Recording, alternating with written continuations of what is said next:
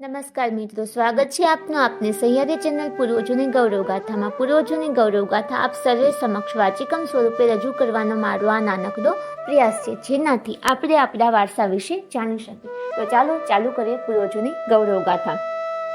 તેમાં જોઈએ શ્રી ખરગ જ્ઞાતિનું પ્રથમ ધારાધોરણ 1801માં સાણોદર મુકામે. આ ટોપિક આપણે સ્કીપ કરીએ છીએ કેમ કે આ બધું બદલાઈ ગયું છે એટલા માટે.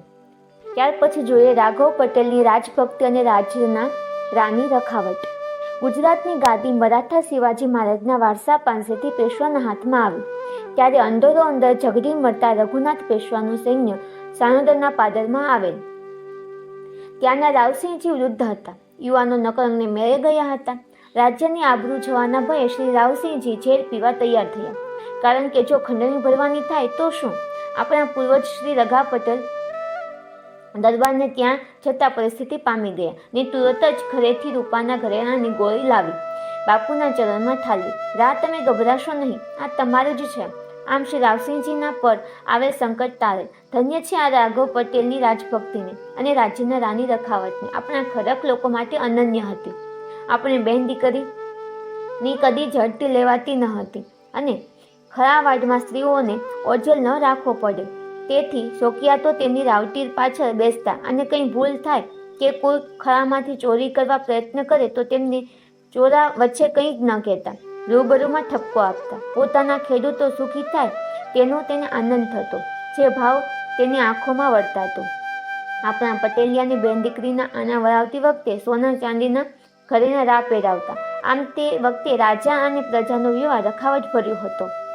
મુળાભાઈ સભાડિયા પ્રત્યે સાણોદરના રાવ બાપુની રખાવટ. આ સાણોદરના વસવાટ વખતની ઘટના છે. મુળાભાઈ સભાડિયાના ખેતરમાં જુવાર બહુ જ સારી પાકી હતી. તેમની મતિ બગડી કે જાગીરદારને ભાગ ઘણો આપવો પડશે, તેથી રાત્રે જુવારનું ગાડું ભરી લઈ જતા હતા. ત્યાં ગાડાનો ધરો તૂટી ગયો. હવે એકલા હાથે રાતના અંધારામાં કેમ ધરો બદલી શકે? આખી રાત પ્રયત્ન કરતા રહ્યા, પણ આ તેનું ગજું ન હતું. મોતને 4 આંગળી છેટું હતું ત્યાં સુધી કાહટ કરી. તેવામાં પાછલી રાતના અંધારામાં એક પ્રચંડ બુક્કાના ધારી યુવાન આવ્યો અને બોલ્યો, લે ભાઈ ટેકો કરાવું. મુળાને ભગવાન દેખાયા. તેવામાં તો યુવાન ગાડા નીચે સૂઈ જઈ પગથી ગાડાને ઉછક્યું અને મુળાને ધરો પોરવવા કહ્યું. હાશકારો અનુભવ્યો. ગાડું લઈ ગામ તરફ ચાલતો થાય ત્યાં તો જોતામાં યુવાન અંધારામાં અલોપ થઈ ગયો. ઘટના ભૂલવા મુળાભાઈ પ્રયત્ન કરતા રહ્યા. તેના સગાવાલા જે અગાઉ મોરંગી ગયેલ ત્યાં જવાનું તેને નક્કી કર્યું. એક દિવસ રાવસિંહજી કંઈક કામ અંગે બહારગામ ગયેલ. ત્યારે આ મુળાભાઈ ઉચારા ભર્યા ગઢમાં વાત પહોંચી ગઈ.